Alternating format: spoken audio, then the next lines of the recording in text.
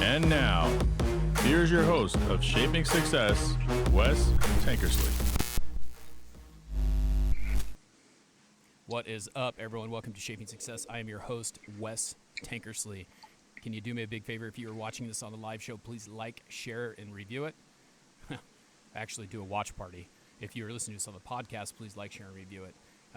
This is episode number 81, and our guest is Dagmara Wozniak. Dagmara is a Olympic saber fencer for the U.S. Olympic team, born in Poland, immigrated to the U.S. at a young age.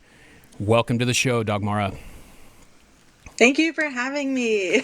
Yeah, it's awesome to get to have you on here. I don't get a whole lot of females on here because they just don't tend to reach out to me, or I need to find them. And so, you know, it's just kind of one of those deals. So I'm really excited to have you on here, especially a female athlete, because I think that it's a really great thing that you're doing, especially fencing, because I have no clue about it. And I'll have you talk about that a little bit more. But can you give us kind of a little background on yourself, kind of where you came from and where you grew up and how you got into fencing? Yeah, so I was born in Poland and I immigrated to the United States when I was 1. I still consider myself Polish American. But yeah, I came to the United States when I was 1. My parents decided to stay in New Jersey. And, you know, life kind of started from there. And then when I was around, 9, 10 years old, I had been involved with karate. So I really liked the combat aspect. I tried gymnastics before that. My parents saw that I was like an active child, so they're like, okay, we need to put her into sports. So I tried like dancing, gymnastics, and then karate was like the thing that I kind of stuck to the most. And then the club actually shut down and moved away. So my dad said, hey, like there's a local fencing club in the town over. Why don't we give it a try? And, I walked in, I had no idea what fencing was, but I knew that I liked, Zorro and the Three Musketeers, all those movies. I was a huge fan, swashbuckling, all those like pirate movies. But yeah, I had no idea what fencing exactly was. And then I walk into, a fencing class and I'm like, I was instantly hooked, and one thing I liked was fighting other kids. So, being able to hit other kids with a metal stick and not get in trouble. I'm like, yes, this is golden for me. That's awesome. Yeah, and then I stuck with it ever since. I really fell in love with, the kids that I met in the class. I fell in love with how different it is, how challenging it was, how much it forced me to like think, and how much it was like a mental game, but a physical game. And yeah, and I've stuck with it ever since. Yeah, and it's crazy because, looking, like I told you, like I know just enough to get in trouble with fencing. I know that there's like 3 different types, and I also know that it's kind of new to America because America's only been around for a little bit of time. What did your parents know what fencing was? Was that something that Poland had, that they just were like, hey, let's get into this? Or how did they just kind of say, hey, let's try this out? Yeah, my dad knew what fencing was. It definitely has a longer history in Europe. That's where it originated. But so he had a very good idea what fencing was. He knows fencing history probably even better than I do. But yeah, we had like a local like community center that was like a Polish recreational community center. And so he's like, okay, I really want to make sure that she's tied to her roots. And it was a great place for me to interact with other kids, practice the language, even though we were like, we're not going to speak Polish. But the head coach was Polish, and it gave me an opportunity to kind of like practice the language so I don't forget it, as well as just being active and staying, active as a young kid. Yeah, and this is a question that I was thinking about too. Is like it's great that that's where you found that. Did you find though that like being an immigrant kind of came with something a little different? Was it harder to get ahead and do things because of being an immigrant, or was it pretty simple that everyone you kind of fit in pretty well and it was no big deal? I have to say, like, I didn't. It might have been difficult. It might have been not. My parents just told me every single day, go to school, go to fencing, work hard, put your head down, and just keep grinding. So I think that work ethic is something that my parents really instilled in me, and that's something that they learned from, growing up in communism and then kind of escaping Poland, because it was not a really great, living situation. And so the American dream was something that my dad's like, this is what I want for my family. I want so he did his best to bring us over. So he actually, they said, okay, you can go to America, but you have to leave your family behind. So we weren't even allowed to go with him in the beginning. They were kind of using us as collateral to like make sure that he comes back. And then, when he had an opportunity to kind of get us out, he did. And I think as a young kid, I had a feeling that we were a little different, like I didn't go to the mall and hang out. There were a lot of things that we just really did differently. But for me, I just got so focused on my passion, and that was fencing. Even though my parents really wanted it to be school, I got like so hooked onto fencing and obsessed with it. And I just, again, it was like, I don't care about friends. I don't care about parties. Like, I want to be great at this, and I want to just keep grinding with this. So tell us a little bit about the different types of fencing, because you're a Saber fencer, right? So there's two other ones. Yes. What's the difference between the three of them? So the easiest way that I can explain fencing is, yes, there's three different weapons. And mainly when you get to a really high level, you specialize in one. So it's like marathon running, hurdling, and sprinting. They're three different track and field, but they're all under the umbrella of track and field. So it's the same thing. There's like three mini sports within fencing. I do Saber, and the three weapons differ by target area.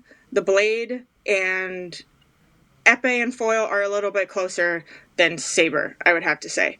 In terms of like relativeness, it's like Saber is closer to epee, and then it's to foil, and then epee. So Saber and epee is kind of like the furthest away from each other, and foil is in the middle.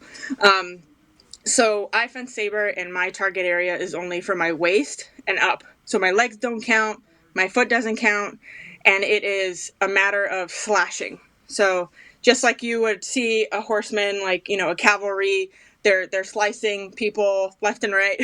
So that's what I do. And then you have epee, which is the whole body is a target area. So you can hit someone from their head all the way down to their toe. Then you have foil, which is just the torso.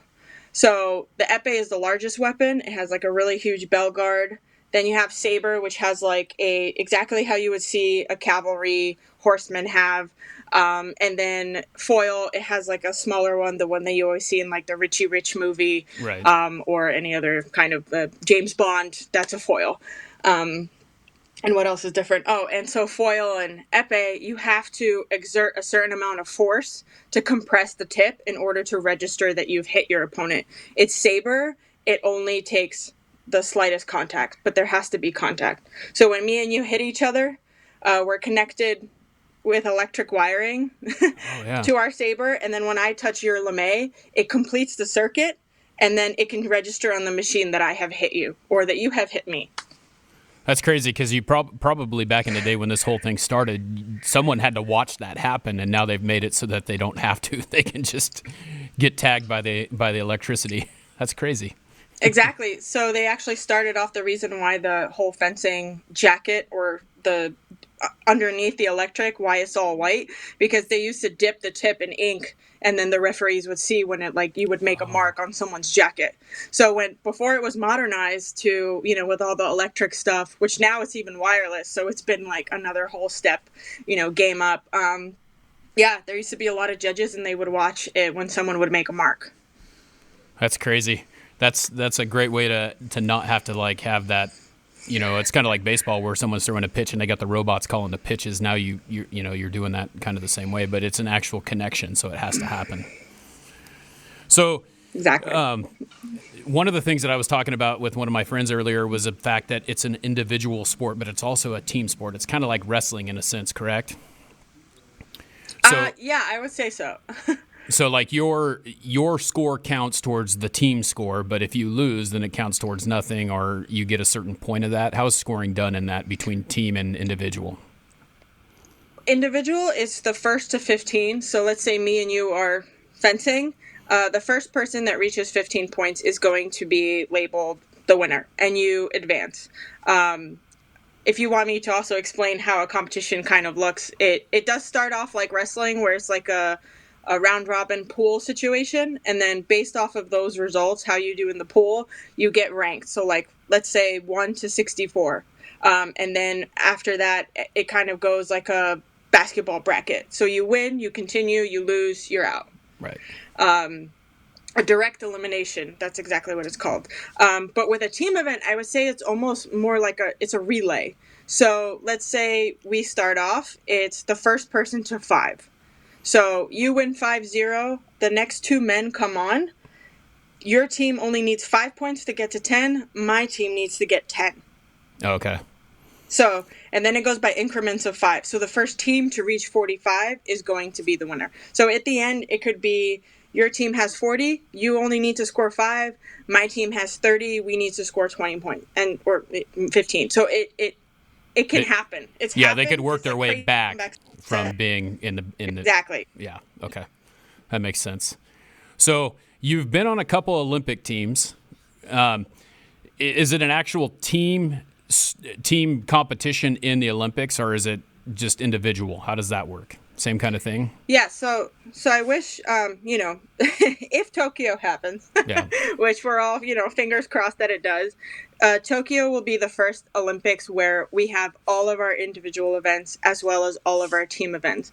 When the IOC allowed women's saber, my event, to debut in the 2004 Olympics in Athens, they said, okay, like we'll let women's saber fencing allowed into the Olympics, but now we have a rotation of 2 team events. So 2 team events every Olympics had to be rotated out. So in 2004, there was no team event for women's saber. 2008, there was a team event. They won the bronze medal. And then 2012, we were rotated out again, even though I don't think it was actually our turn to get rotated out. But, Yeah. but yeah, 2016, we had the team event, and then now 2020 is when everybody has the opportunity. No one has to get rotated out, and I think it's an amazing opportunity for everyone, because I think everyone deserves a shot at individual and team, especially because majority of our season we're always doing the whole team event circuit, as well as world championships, having every weapon has team event. So for now to go to the highest level competition and not have that opportunity, it's kind of like, Yeah. Well, what are the thoughts on the Olympics? Are they planning on doing that this year instead of 2020, or what? Do you have any idea what's going to happen with that now? Well, since we've been delayed a whole year, pretty much, they're telling us that this summer is when the Olympics are going to take place. No matter what, they're like, we don't want to be the country that can't, kind of bring the world together and do this amazing, competition for everyone to kind of just focus on sports. So they're telling us to continue preparation as if it's going to happen. But, at this point, if they're canceled, they're canceled. If they're not, I want to be prepared as I can be, even though we're constantly, there's lockdown, no lockdown, threat of a lockdown. So it's really hard to kind of just focus on fencing. And my coach has been really good about just, again, put your head down, do the work. And when it comes to it, if it's canceled, it's not in my control. But I did everything I could to prepare. Obviously, it's an opportunity lost to compete against the best in the world and, kind of claim that title of being an Olympic champion. But there's other bigger things, that are happening. And again, it's not in my control. So they've just been telling us to continue training, to continue focusing as if it's going to happen. It's just a matter, I think, if anything, of if there's going to be spectators or not. So I think it's leaning more towards there won't be any spectators allowed at the competitions. But anything can change, as we've seen this whole year. How does that work for you? Because I know, I'm a big baseball fan, and having no people in the stands would be, for me, as if I was a baseball player and I was thriving on that, to have people in the stands. Would it be harder for you to compete with not having any spectators? Or how do you feel about that? It's like in Rio when we were competing and fencing for the bronze medal, it was an amazing moment to be able to do that in front of family and friends, and even people that I didn't know that were cheering for USA. Like, it was a great experience. But if it's like you get to compete and there's no one there, or you don't get to compete at all, like, I'll take what I can get. Like, I love competition. I love being able to go out there and just put my skills, to the test. So if I have to kind of hear only my teammates cheering for me, then, like, that's fine. As long as I can go out there, it's still going to go into the books as an Olympic medal if I do well. So that's good enough for me. Yeah, you can still win if no one's watching, so that's a good thing. Yeah, exactly. So talk to me kind of about, so you've been injured, right? You had a surgery, and I had listened to another interview where you had an osteotomy, and I've had one of those, but not on my femur. So it's kind of a tough, when you have the type that I had, it was like I couldn't walk for 6 months. Like, I had to be on crutches, and I'm assuming you probably had a closing one. Is that how it worked, where they cut it and then they put it back together, or did they put something in between there and you couldn't walk on it? No, so they actually sliced a slice of my heel bone out, and then they moved it forward and then put like a big screw in to keep it together, to relieve pressure off of the Achilles. And, he said the first 2 weeks, 100%, no weight bearing, can't be on it. Don't even try. And then I think my first follow-up was just a week after surgery. And I think because of our time frame, I didn't have a lot of time. This surgery was done at the end of July, if I remember correctly, or yeah, I think it was the end of July. The qualification process was starting before the new year, so I really needed to kind of heal as fast as I could. So after a week, he's like, "Okay, I know it's gonna hurt, but I need you to start. I need you to start putting weight on this thing, especially because of the empty space that was around the screw. The more impact I was going to have, the faster I could wake up the osteoblast in order to create bone." So it was a really grueling process. So he was kind of really pushing me hard in terms of physical therapy, as well as just, getting it to work. So for me to walk even to the gym, which is like an 8-minute walk, I mean, I thought I was climbing Mount Everest. It was just like, how could something like this hurt so much? But I kept thinking, like, I know what I'm fighting for. I know I want to qualify for the team. I'm not going to go out like this. Yeah, and it's amazing how the pain is actually good because it's causing that bone to grow even more. The type that I had in my femur, where they actually cut it and then they opened it up and they stuck cadaver bone in there, which that's why you couldn't bear weight. Wow. Where with yours, the nice thing is that you could almost, it's kind of like a knee replacement. You can go right back to it for the most part as soon as you're ready to start walking on it. So I know that probably plays into what's going on with the next Olympics as well. How is that injury healing? Are you pretty much back to full strength? Do you still have some work to do on it, or what's going on there? Well, I actually had to jump back into competition, not even fully healed. And then I debuted my first competition in Montreal, which is, I want to say it was around December. And I bombed it. I bombed it so bad. And I'm like, wow, is this how it's going to end for me? Like, this is not what I was hoping for. And I had 2 months to prepare to the next World Cup, which was in Athens, Greece. And I just changed some things around. Had a new confidence coach, which is someone I've never worked with before. She's amazing, Kristen. And I started working with her and kind of really just focusing on the next competition, not the bigger picture, not anything else. Really mentally preparing, I would say, more than physically. And then I go to Greece and I bang out a top 8 and really catapult myself back into the running for the team. So it was, being like 9th, I think, in the country to bringing myself back up to top 3. So it was an amazing showing, and I wasn't even healed. I was crying hysterically every match. And there was even one point where, people were calculating and figuring, points out, and they're like, you did it. Like, if you want to step back, like, you can.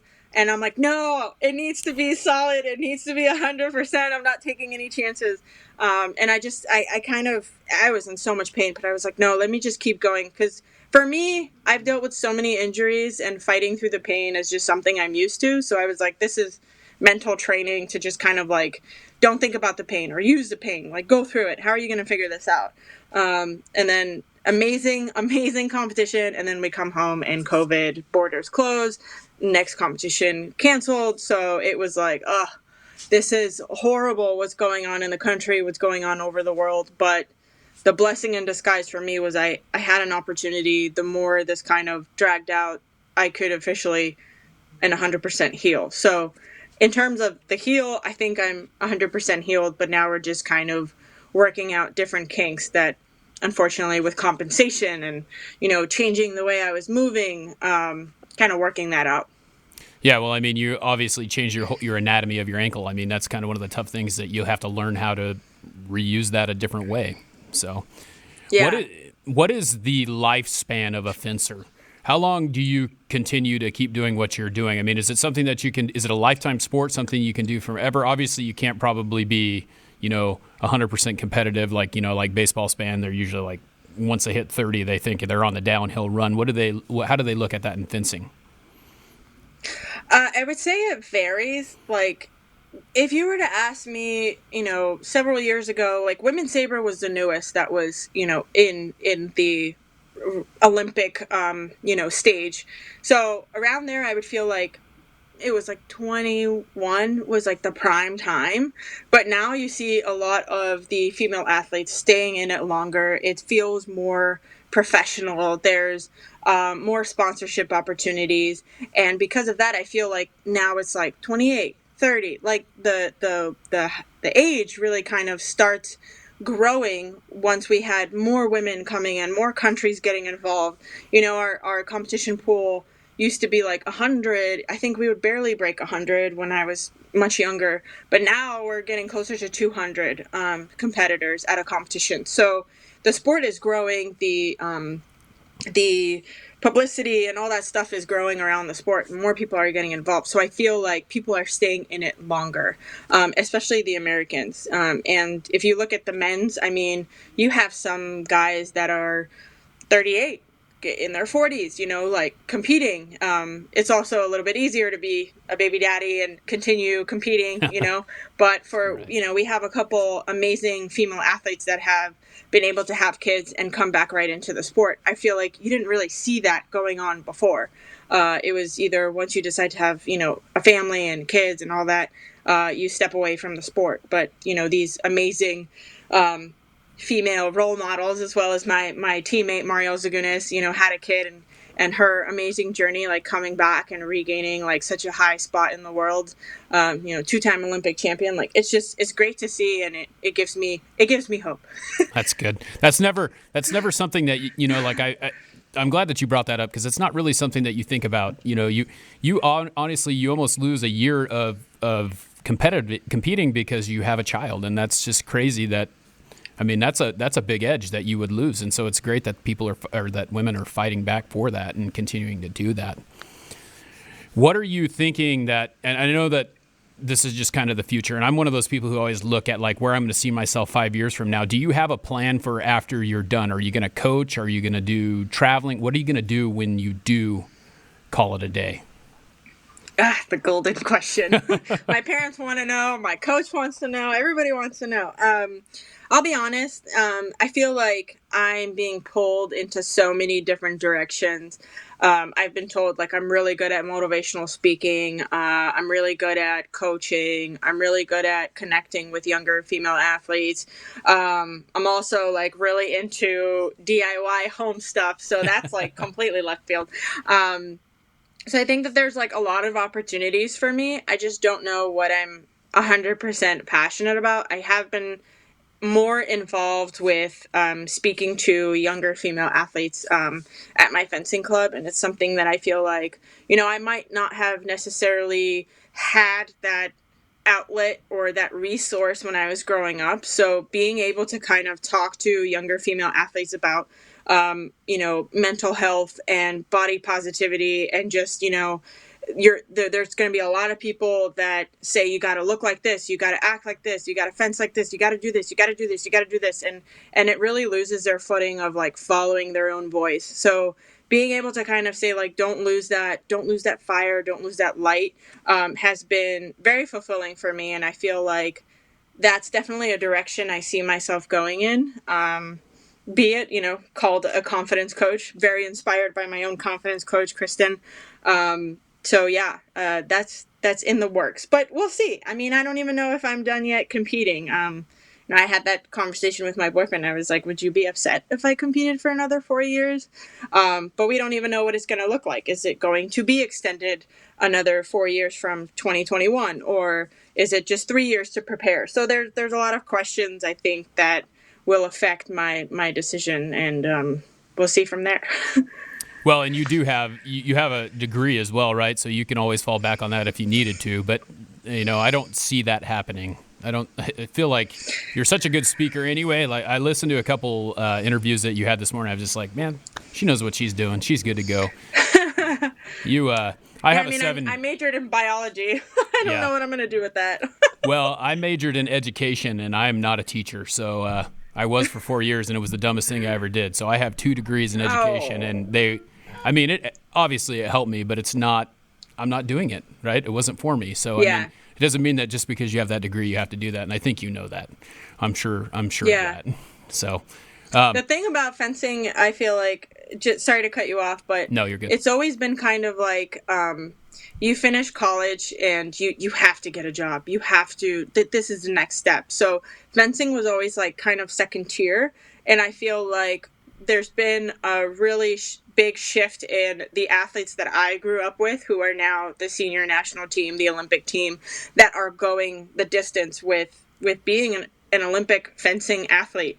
And it's not like I have to be a doctor, I have to be a lawyer, I have to be, something other than this fencer. If our career changes post fencing, then that's a completely, different story. But I think that there is an opportunity to be an athlete, and I would love to, milk that for as long as I can, because I love the sport. I love competing. I love challenging myself. I've had different, stages in my career of what I had to fight through. If it was a physical injury, if it was depression, if it was, gaining weight and like, okay, how am I going to deal with this? I feel terrible about myself. I don't fit into my stuff. There's always been some kind of hurdle to overcome, and it's been terrible, but it's also been so amazing to see how I come out on the other side and be like, wow, I'm so much stronger for this. I had my bio degree in the hopes of like, I have to be a doctor. I'm going to go to be a doctor in order to make money and do this. But I honestly, if I would have followed that path, I would not have made the Rio team. I would have not had a bronze medal. And I think my life would have been completely different. Well, I think you have it pretty much figured out. You said it a little bit earlier, how you're focusing on the next thing in front of you instead of focusing on like 10 different things. You have that one thing going right now instead of thinking, hey, I've got these 10 competitions to get there. Let's just take care of this competition now. And that's kind of what it's about, right? I mean, that's really the way that you're looking at it now.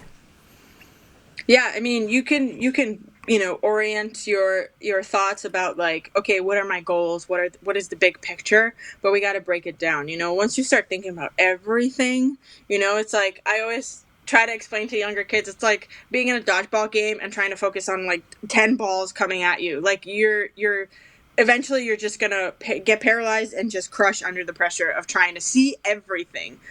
So focus on one thing, especially something that's in your control. So I can't control if competitions are happening or not. I can't control whether we go through lockdown again or not, quarantine, all that stuff. But I can control coming into the city, being safe, practicing, making every practice effective, and then going home and, doing the things that I got to do to make myself better than the day before. Yeah, and really, I mean, that's all you can do. And that's great that you've found that. I had one more question. You talked about like female and body positivity and things like that. And I have a 7-year-old daughter who's coming up, and it's funny. Like I look at it, like I've been overweight my whole life, and obviously it's different for a girl than it is for a boy. What would you tell young kids about the body positivity portion of that? What do you think is one of the things that, you would say to yourself when you were younger now that you talk about now? I would say, oh, that's a good question. It's definitely, it's hard when you're growing up to not, you don't have 100% sense of self. You don't know every in and out about yourself. So when you start hearing from everyone else, you should do this, you should do that, like, for the longest time, I was told the only way that I could be successful is if I was skinny, if I was stick skinny. And I'm like, this is not something that I can achieve. This is not my body type. And, once I kind of silenced that, I was able to just kind of, again, focus on what's in front of me. It's the noise you hear from everybody else that starts making you shift directions in your life that could be a 5-second, decision that can change the rest of your life. And, that's one thing that I always try to tell the younger girls, like even in my club or whenever, I get these DMs about like, how do you do it? It's not easy, but it's something that you need to just bring yourself back to your truth, like what is the truth about yourself? Like, I'm working hard. The fact how I look has nothing to do with my success or how successful I'm going to be. Your effort and your work ethic is what's going to get you there, regardless of what you do. If it's fencing, if it's sports, if it's not sports related, if it's business, it's going to be your work ethic and the energy that you put in, not how you look on the outside. Yeah, and that's a great message, because I think that that's the hardest part. I think that, as far as like me and everything, like even being in the man standpoint of that, they don't know, like doctors will tell you you're overweight. People will tell you you're overweight, but they have no clue really how healthy you actually are. And just because your genetics are a little bit different, you look a little bit different, it makes a big difference in that. And to tell someone, social media is kind of the killer on that deal, because everyone's posting these pictures of themselves and they're using these filters and they're doing all these things to make themselves look better. Yeah. In reality, that's like the 1% of the whole situation, when there's, 99% of America does not look that way, does not, they don't have right. that same image. It makes it feel like it's a negative situation. So, yeah, social media is a whole nother monster. I mean, there's positive things about it, but when you start comparing yourself, my confidence coach said it in an amazing way.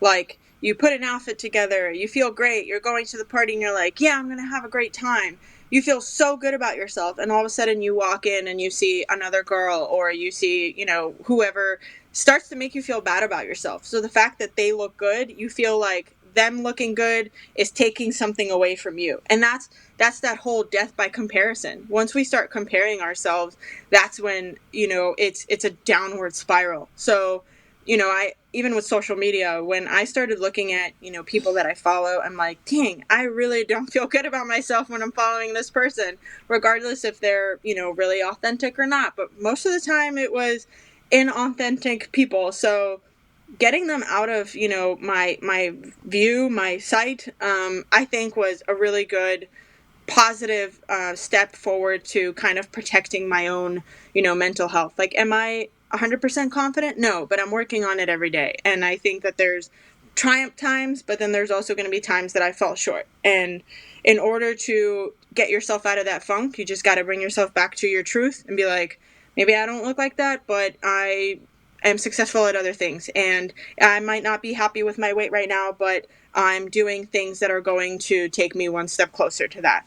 If you want to lose weight for yourself, or if you want to change your body for yourself, for, things that you want, that's fine. I have no problem with that. But once you start thinking, I need to lose weight because that's what gets attention, or in order to be successful, I need to look like that, that's when, it's the negative side of all of this. Well, and I think one of the things you talked about too was about being a competitor. And one of the things that I found, and it took me a long time, because I just turned 40 this year, and it took me 38 years to realize that I can be competitive with myself. I don't need to be comparing myself to other people to be competitive. So that's a great way of putting it. Compete with yourself. I mean, and once you do that, which it's easier said than done, I mean, because it's still in the back of your mind, but it's a great way to look at it. Yeah. Well, it's been awesome having you on here. Do you have any, before we get to the last question, which I'm sure Anthony kind of told you about, but we're going to talk a little bit about where we can find you. What's the best way to get in contact with you? Are you pretty easy to get a hold of? Do you respond to people in any social media or anything like that?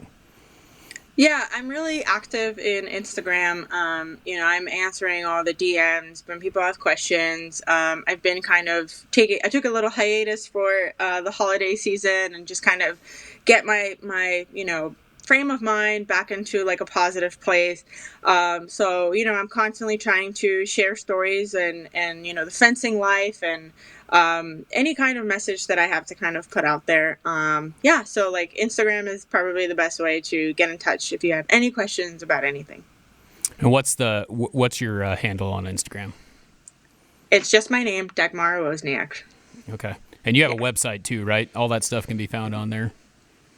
I do. I have www.dagmarawozniak.com. Okay. All right. Sorry, I just want to help you. It is all good. Yeah. All right. Well, we have one more question, but before we get that, we need to talk about our last question sponsor. Our last question sponsor for this episode is Podspout. It's the only tool you will need to promote your podcast. Head on over to podspout.com and get your free account today. If you would like to get a paid plan, use code SUCCESS to get a 10% discount. And you can also check mine out. If you're not sure what that is, go over to my Instagram account at wes.tankersley. Click the link in my bio and you'll see an awesome landing page for your podcast. All right, Dagmara, it's been awesome having you on here. Like I said, there's one last question that we ask every single guest, and it's the same question. Success is defined by every individual in a different way, and it's something different for you than it is for me, as it is for anyone else. It could be money, fast cars, having a mansion, having family. You might be happy just flipping burgers at McDonald's. But what is your definition of success? How do you shape your success? My definition of success, I think it's meeting a challenge and being able to overcome it. If it's, sometimes it could be a challenge of just getting out of bed, when you don't know your purpose, you don't know if you're going to get through the day, and being able to kind of say, okay, I have things that I need to do. I get up and I get going. A difficult competition, getting through that whole mental aspect of overcoming fears. To me, that's success. I don't necessarily look at cars and money and all that stuff to be the only definition of success, because we can get a little morbid here, but when you're on your deathbed, I feel like none of that matters. It matters how you treat people. It matters how you've been able to shape yourself as a person. To me, that's the most important thing. That's the definition of success. It's just showing up every day, and even it being hard, getting through that. That's a great definition, because just like you said, no one's going to remember what car you drove when you died. No one's going to remember how much money you had. They're just going to remember who you were. So, well, it's been great having you on here, and I want to say thank you for taking the time to do this interview. It was really great talking to you, and I look forward to watching you in the Olympics. Yeah, thank you. Thank you so much for having me. This was awesome. Yep, thanks. All right, everyone. Well, that's into the show, and I wanted to say thank you for tuning in. Again, if you can please like, share, and review this on Apple Podcasts. If you're watching it on the live show, please do a watch party. Until next time, I challenge you to find the shape of your success.